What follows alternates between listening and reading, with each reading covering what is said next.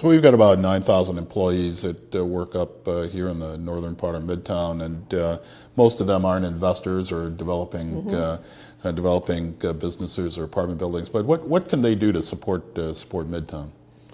Well, one of the things that we're always hoping that we can drive more market demand out of the institutions is clearly just making them more aware of all the new burgeoning businesses that are in the neighborhood.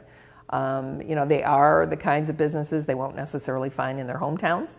So, to the extent that we can continue to make sure folks are fully aware when new businesses start up in the neighborhoods, that's a really important piece, I think. Whether you're living here, you're not living here, you can still play a role in helping the community.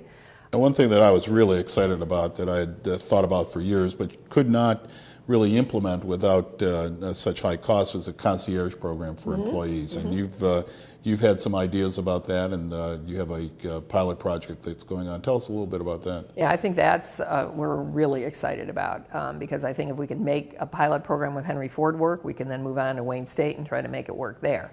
That program will incorporate the ability for someone who's working or visiting Henry Ford, or even a patient's family, to be able to get online or to visit a concierge that would be located potentially in your hospital as well as your corporate headquarters, to come in the morning and just go online or visit a station and look at all the options for the day that they might want to either purchase or order. So there will be a very large database that will be assembled with special offers on a daily basis for folks that are coming to your system, where they would have an opportunity to say, hey, today I would like this for lunch, and they could have lunch brought to their office. Or maybe they would like to avail themselves, maybe they have a dog and they want to take their dog get their dog to the dog daycare.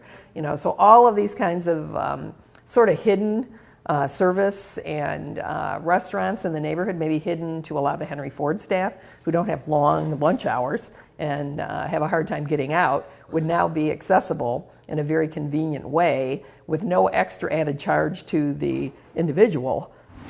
This is a new pet store called Cascora Dog that just opened, that has everything you could need for your pets.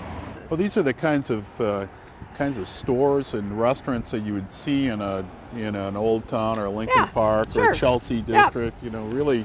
Really kind of vibrant niche. And interesting. I mean, these are the things that no districts like this can compete for the general basics that you're naturally going to go to a Target or a major lifestyle mall to buy. But what these kinds of spaces really offer are these interesting, small, more intimate settings for locals to be able to do things, especially to attract city dwellers and folks that are just interested in cities.